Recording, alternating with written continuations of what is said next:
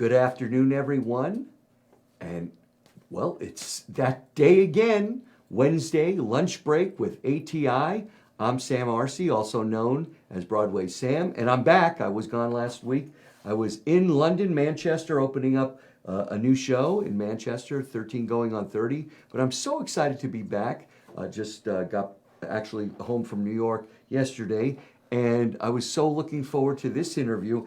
I'm here today with Christine Colquitt Thacker. Yes, sir. Welcome. Thank from you. Gregory Hancock Theater.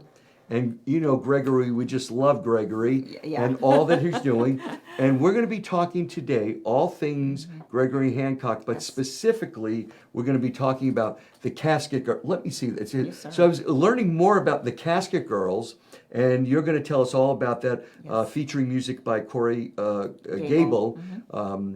Rock extraordinaire, kind of. So you're going to tell us all about that. Jack We're of going all to learn a little bit about you. But first off, diving in on you. So Christine, you originated or had your early career with Gregory back in the 98? Yes, late 90s. Because you were a dancer. Right. You were a principal dancer with Gregory. I was. Back in the day. And kind of got in on the ground floor when the company went full time. And spent 10 years dancing with the company and just doing amazing. You know, Gregory's just a Renaissance man. He does. Well, I'm going to tell you music, something that Andrew Lloyd Webber said to me when I said something. You're just aging yourself because you're so young. I know you have 4 kids, Sure. but so you were a young, just like I was a baby. A young ingenue child. dancer, okay, and a baby. Yes. And so, was this the first professional dance company that you went in? Or? It was my first full-time job. You know, okay. I had been a ballet dancer as a teen, and then came and got my degree at Butler in the Butler Ballet program. But I had danced with a professional company in Ohio as a young teen before I got my education. And then after that, I was like, you know what? Ballet just felt, as lovely as it is, it felt restricting, and I was ready for something that, gave me some teeth. And Gregory's company fit the bill. So you started young in ballet. Yes. Doing. How old were you when you started? Like 4 or 5? Well, basically. It's kind of funny. I was 3. My folks put me into a dance class because I danced in the house all the time. And they put me into a dance class, and for 6 weeks, I went into the corner and cried and didn't dance. And they were like, okay, we're not doing this anymore. And so they said, this is our last class. They didn't tell me. They said, this is our last class. She cries today. We're just taking her home. No big deal. And that's the day that I walked to the center of the room and just kind of took off. And then I never stopped. And so...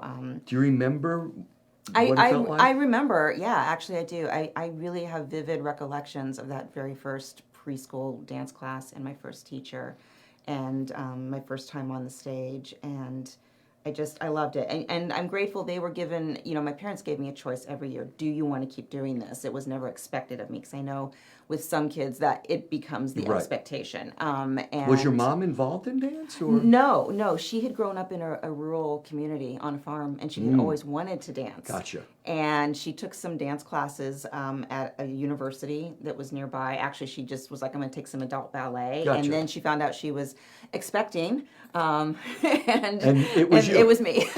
So, Where'd you grow up? I'm sorry? Where'd you grow up? Oh, Northwest Ohio. Okay. Northwest Ohio. So were somewhere between Toledo and Dayton. So you were the first. I was the first. And so you were doing this, and and I mean that's a commitment. Ballet's a commitment. It's a commitment. It's a family commitment. It is. The arts is a family commitment, and I give my parents so much credit and gratitude, because it's a financial commitment, it's a time commitment. We didn't, I was able to go so far in lessons where I lived, but after that I needed to get closer to a city, and so they were driving me up and down the highway and finding places for me to stay so I could do summer intensives What'd in your the parents summer. do? My dad was an accountant with Whirlpool Corporation, and my mom raised money. She's a campaign fundraiser for universities. But she started out as a journalist, ironically. And so she started out as a journalist and then kind of somehow segued into campaign finance fundraising. How did you get to Indiana? Because you said you went to Butler. Right, that's how I got there. I had a teacher who knew Bud Kerwin, who was teaching at Butler at the time. And she said, if you're looking for a university, It's an incredible program. right? She headed me over, and I looked all over the place, and I had my sights set on another school. Really, I was like, yeah, okay, fine, but I had my sights set on another school, and when I did those campus visits, when I visited Butler, I was like, this is where I'm supposed to be. I was home. You just knew. I just knew, and I met someone there that was literally just like me. She came from, a biracial background in Ohio, and she was a freshman dance major, and we found each other, and we were like, this is it. And, it's that young lady ended up dancing at Dance Theater of Harlem. So you're talking about fitting in, right? Right, exactly. Right. Exactly. And so we found our home at Butler, and I never and left I'm glad Indy. you brought that up because, it's fitting in. It's like, where do I fit in?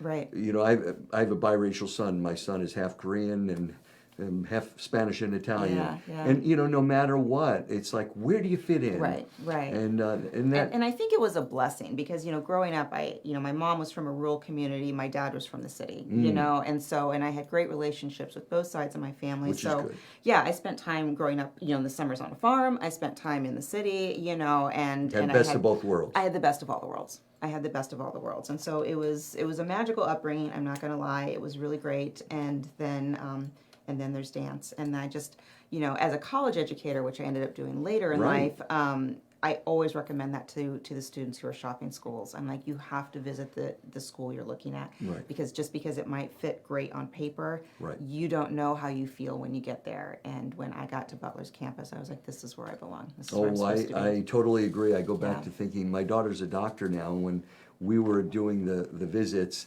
and she is an amazing student. Yeah. And as we would go to, we went to Miami, Ohio. Yes. It's a great campus, great school. Yes, it but is. it was very rural, and she said, I don't know if this is going to be for me. She ended up going to IU, and she had her pick of where she could have gone.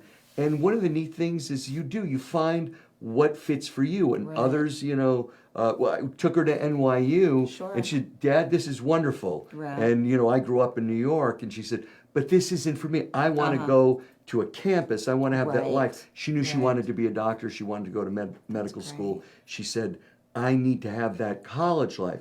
For some, that's their journey. Right. For others, it's another journey. Absolutely. So you have to find your journey. Yeah, you really and I do. think in the arts, being involved in theater, being involved in Broadway, meeting so many people, young people that's their life, you find out where their BFA program, whether it's Michigan, Ball State, all these different schools, not going to necessarily a school in a big city. It's these experiences, but that can help shape who they become later on. Yeah, and funny story is that the person who got me involved with Gregory Hancock Dance Theater, I met at Butler. And so it was a situation where after I graduated, I wasn't dancing, and I was kind of a little burned out, honestly. And one day I opened the paper, and there was a story about Gregory's company, and I looked at and I was like, oh my gosh, I went to school with that person. And, of course, this is before, Google and internet, everything, right? So I was like, how do I find her? You didn't have a phone. You didn't have exactly. That's right. Right. And so, I did some detective work, and I found her number, and, you have nothing to lose if you ask a question. I just called her, and I was like, listen, I'm looking to dance, and what you're doing looks amazing, and can you help me? And that brings us to Gregory, because Gregory was a think outside of your box dance company. Very much. Not to take away from the ballet. Everyone is classically trained. Sure. There, you can't do this kind of work and not be classically trained and be proficient in multiple disciplines. But the beauty of Gregory's company is that you will use all of that proficiency in all of those disciplines in one concert. Right. And there's and then that lends it to the experience. Very much which so. is when we get to Casket Girls. Is a multiple experience because you're getting the dance, the music, the visuals. Yeah. He brings a story. No one tells a story like Gregory, honestly. And that's why it's dance theater. We're not just a dance company. I agree. Because when Gregory creates something, he sees the finished product, in its entirety. He knows what he wants the lights to kind of be like. He knows what he wants the sets. He does the costume work. Right. He's a composer even, and so He has an all-encompassed vision of it. It's not just that he's creating steps.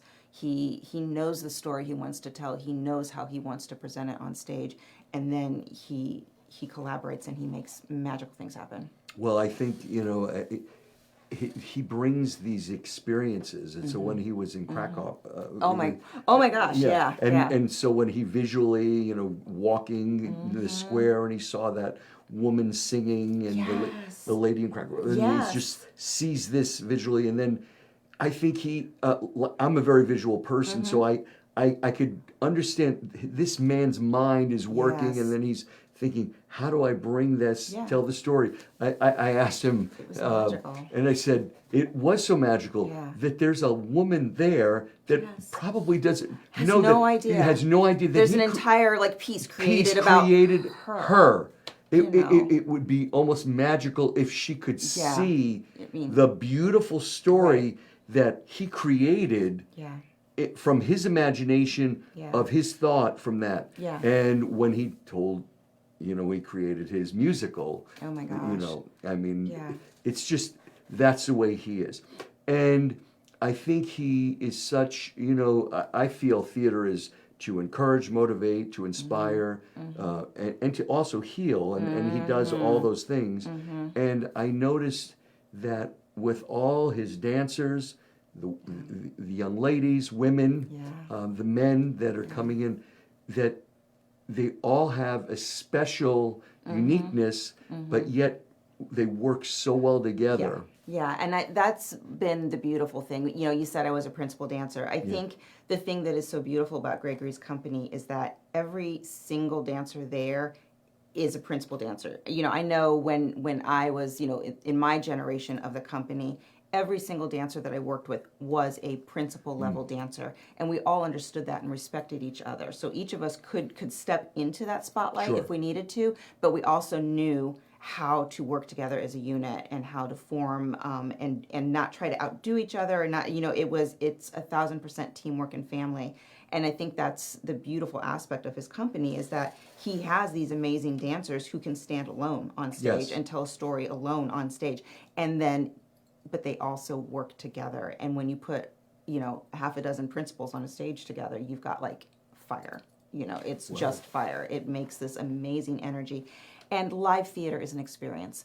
And it should be. Yes, you cannot just see things on your phone or on your digital social media. Absolutely. Because the energy is not there. And we're encouraging young artists to go to the theater, and we're creating accessibility programs where we're able to get some of these young artists to the theater, because you have to experience theater live. You have to feel the energy that the performers are giving to you. You have to be there when the lights dim, and that magical moment, the lights dim, and then something starts on that stage, and then you get to share it with people. But, we've gotten to the point sometimes where we're so focused on a screen on our phone, and you have access to the world on your phone, but experiences are live and visceral, and the energy cannot be duplicated. Well, you're absolutely right about that, and for me, that's what I love about live theater. The pandemic changed a lot of things, and we got to the point where we just said, we can binge watch things, we can do things, and there is a place for that. There's a place for but it. when you have a live theater where you can go in and experience and be part of something and have a connection, it transcends what you can do on the TV screen, on your computer, on your laptop, on your iPad. There's a place for that. Absolutely, I absolutely But I agree. think like Gregory Hancock, what I'm going to talk about ATI, what I just did in Manchester, in developing the show that I'm involved with. It's an experience. I mean, here we took a movie, 13 going on 30, and then took it to the next level. It's that connection.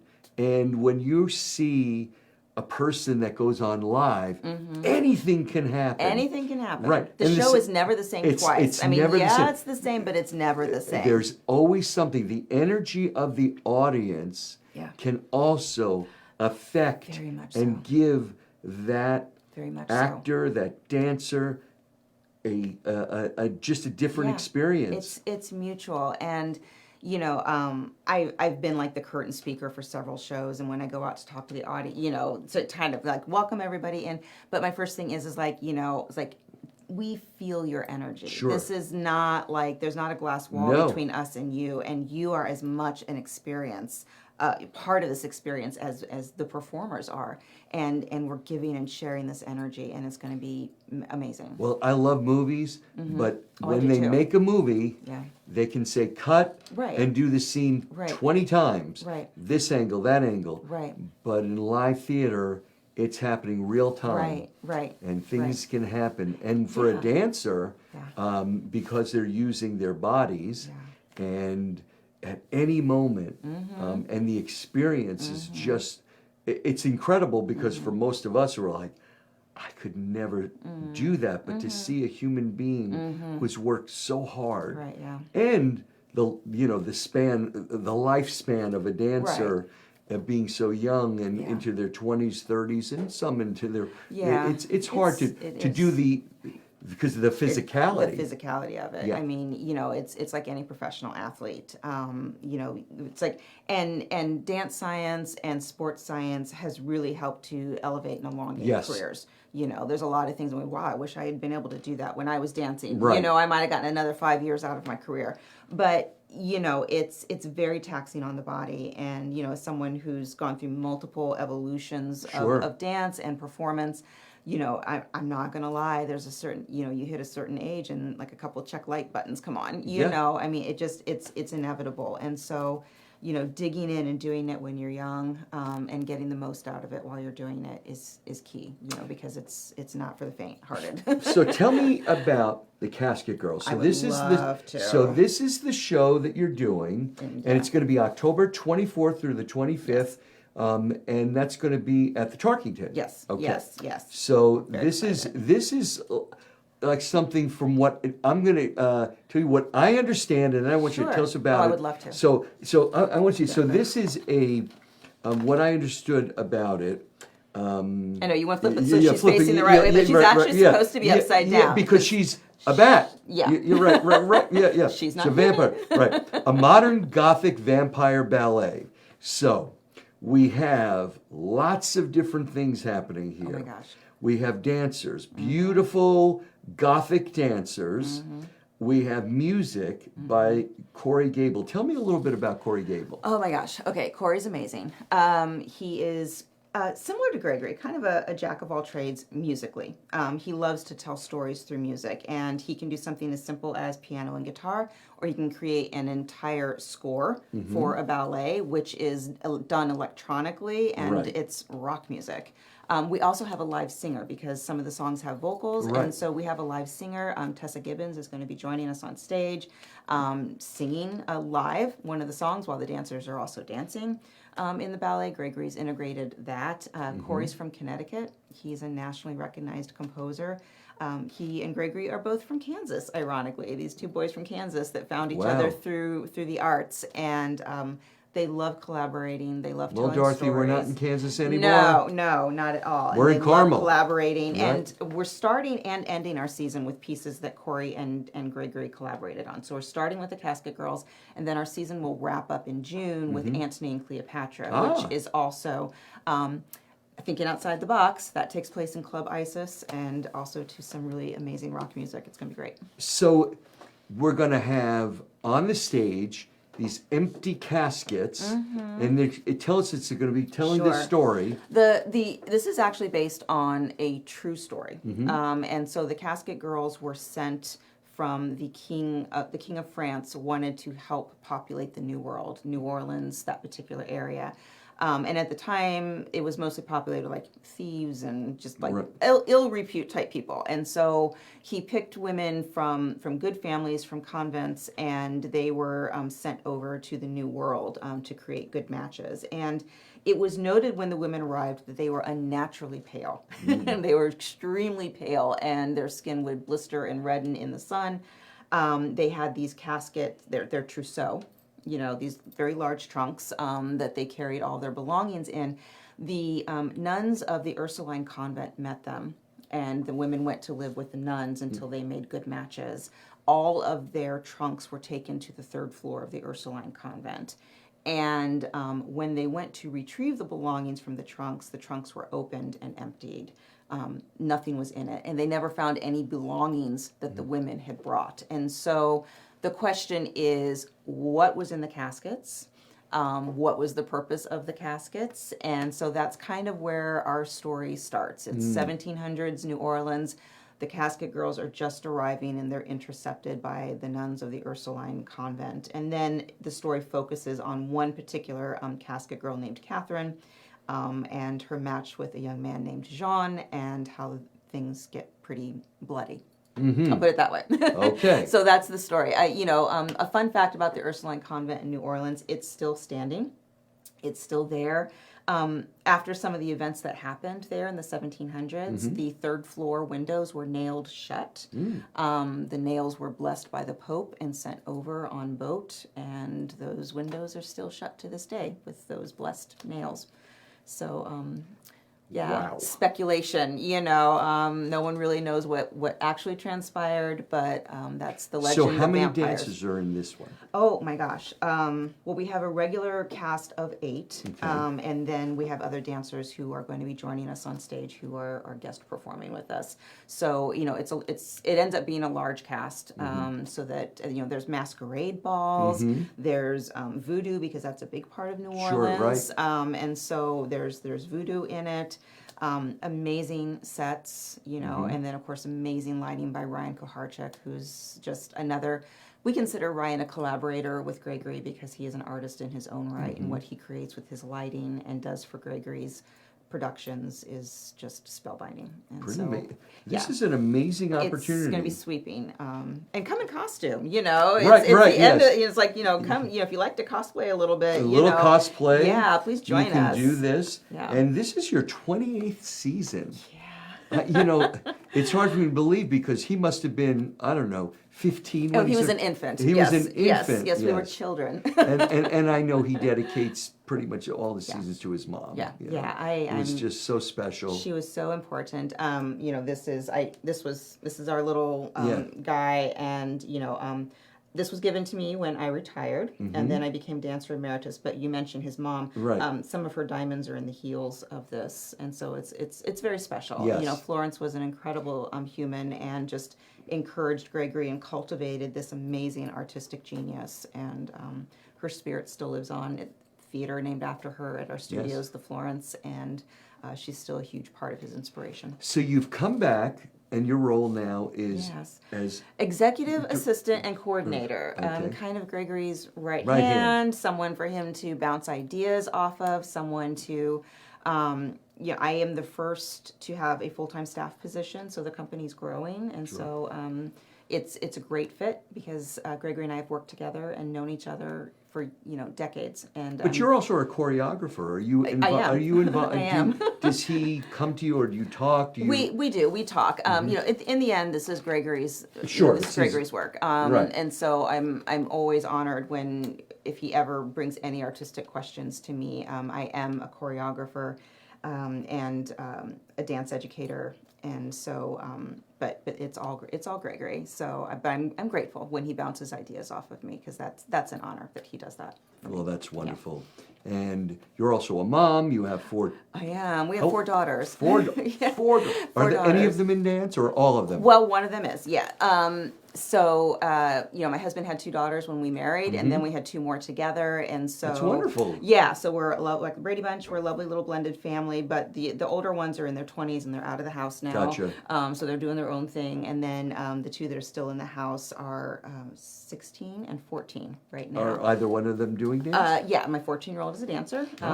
She's a jack of all trades. She dances. She's lovely.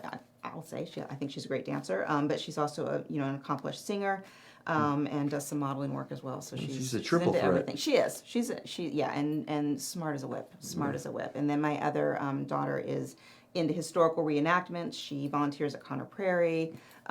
She's involved with horses. Where do they go to school? They're at Noblesville. Ah, good. Yeah, That's cool. we're in Noblesville. So it's a great environment. We're close to Conner Prairie, so there's a lot to be able to feed both of them in their passions and what they're interested in. So Well, that's wonderful. And you have an incredible season. So in order to buy tickets, where can they go? They can get tickets at the Center for, at the box yeah, office. the Fifth Third Bank box office at the Allied Solutions Center for the Performing Arts, or just go to our website. Which is GregoryHancockDanceTheater.org. Right, very easy to do.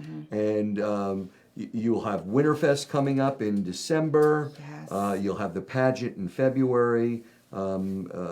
That's Exodus, we're bringing Exodus back. That's huge. Right, now, those two are going to be at the Florence, I believe. Winterfest and the pageant will be at the Florence, and then you're Exodus. back to Exodus at the Tarkington, and Anthony and Cleopatra. Right. And then, of course, the Melange series, which you have. You have September, November, April, and May, all at the Florence. Yes. And that has been a really successful. That's so cool. Again, Gregory does a little bit of everything, and he wants to foster other artists. And so this is an organic performance. You've got a visual artist, a vocal artist, and a dancer. They don't know what they're going to do. They just come together on the stage and they do it. You brought some really interesting vocal. Yeah. Yes. Yeah. So we've had a vocal artist who does kind of poetry work. Like we've worked with Bruce Ford. Bruce, I've had him as a guest. Isn't Bruce he is my amazing? new friend. Isn't he amazing? Bruce, shout out to Bruce. Yeah. I absolutely love him. He did right in that chair. He did a bit of his poetry. I was just floored. He had me in tears. Yeah, yes. And so motivating. Yes. And, again, what I loved about that was the vision of bringing dance, poetry, visual and then art. Visual art. So that's what theater is. It is. And that's why we are Gregory Hancock Dance Theater, because we're not just a dance company. Right. There's so much more involved, and we do so much community work. We're doing international. Well, we just did an international festival. We're doing Diwali coming up. We've got another work that we're doing with Bruce later this week. We're very busy. So that's why Gregory needed another right hand.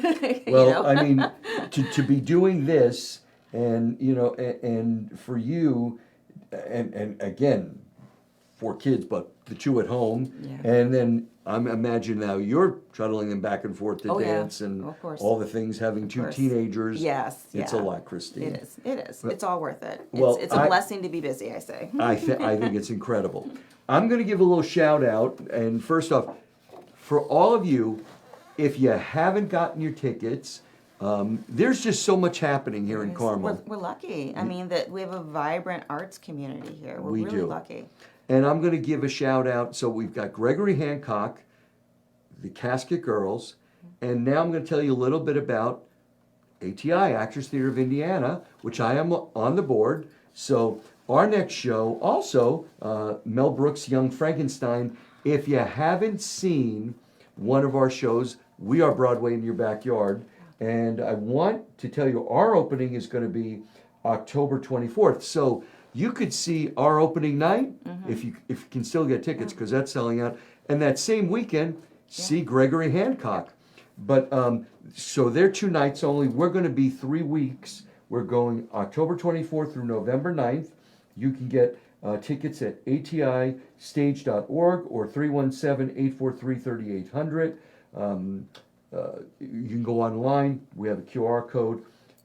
Young Frankenstein was a Mel Brooks, based on a Mel Brooks movie. Mel Brooks? That's right. But this show was on the West End, which I was just at. I was just in London just a few days ago. I saw the producers last Friday. Let's see, I saw it just a couple of nights ago, and I saw the original cast on Broadway, which was an incredible show. He knows how to do it, and it was also on Broadway. So you're going to love the show. Our cast is incredible. It's a fun show. If you're looking to laugh, we're doing this in conjunction, like Gregory, during the Halloween season. I was going to say, so we're going to do some cosplay. Weekend. Yeah, it's going to be weekend. It's going to be a lot of fun. Yes. So I encourage you to come experience theater right here in Carmel. It's Broadway in your backyard. There's just so much to see, so much to do right here. And why not? We have great restaurants. I encourage you to, Go visit all the wonderful places we have right in here. walking distance. It's right here in walking distance. distance. Easy to park, Yeah. you know, right here in it's great parking here. Absolutely. So have some fun. Do something, take your, your friends, your family, your loved ones, go on a date night. This is the place to go. Mm-hmm. So ATI Actors Theater of Indiana, Gregory Hancock, and our season for the rest of the season next show will be January 30th through February 15th. That's Lucky Stiff. I'll tell you more about that over the coming weeks, but you're going to love this show. We have lots of things planned for that, and I'll actually be in Lucky Stiff. Oh, will you? That's wonderful. I'm the Stiff. Oh, that's great. Oh And my then gosh. our last show of the season, April 24th through May 10th, is Sunset Boulevard, which I love this. In fact, our artistic director, Judy Fitzgerald, she's ready for her close-up. Oh, I love We'll be it. playing Norma Desmond. Oh, how wonderful. Yes, and Oh my you're going to gosh. love seeing Judy. And we have That's gonna be great. we have another big, huge surprise of some other people in our cast. Can't tell you yet. I'm sworn to secrecy. You just have to go. But you just have to go. And just to let you know, that just won a Tony for Best Revival. And my partners on Broadway, they just won a Tony for it. That's so amazing. It's an incredible Oh my show. gosh. You're going to love it. When I saw it originally on Broadway with Glenn Close, she stands about this high. No everybody way. Thinks everybody thinks she's so tall. She's really tiny. It's stage presence. It's stage I'm presence. telling you. It's the pictures that got small. She Yeah. said. Yes. So Oh, wow. it is just incredible. So Broadway in your backyard. So much to do. So much to see. The fall is here, and Finally, yet you can yes. do so much right here. Yeah, we have a lot coming up. It's going to be a great season for the arts in Carmel. Yeah. This has been so much fun. Lovely. Thank And you, welcome. Sam. Thank you. It's been Thank you. wonderful. I look forward to seeing you. I Oh, you love will. coming to see You will. the shows and Gregory, my friend. Yeah. He's just such a wonderful He's great. person. He's He's a great. beautiful human being. I agree. And so I agree. thank you so much Thank for you, being our Sam. guest. We really and enjoyed look it. forward to being our Yep. partners in theater Yes. here and yeah. our friends. We're and- going to see a lot of each other. that's from now right. on. That's right. So for all of you, I want to wish you a wonderful week. It's beautiful. I can't believe this beautiful, finally, this gorgeous, lovely, cool fall weather is finally here. beautiful weather that we're having. And I want you and your families to have a beautiful week, beautiful weekend, and come see some live theater here that is provided Yeah. right here in Carmel in your backyard. Again, I'm Sam Arce, also known as Broadway Sam with Christine. Colt with Thacker. Nice All to right. see you. Have a wonderful day. Thank you, Sam. I God bless you. appreciate it. Thanks. Bye-bye. Thank you so much. And that's a wrap.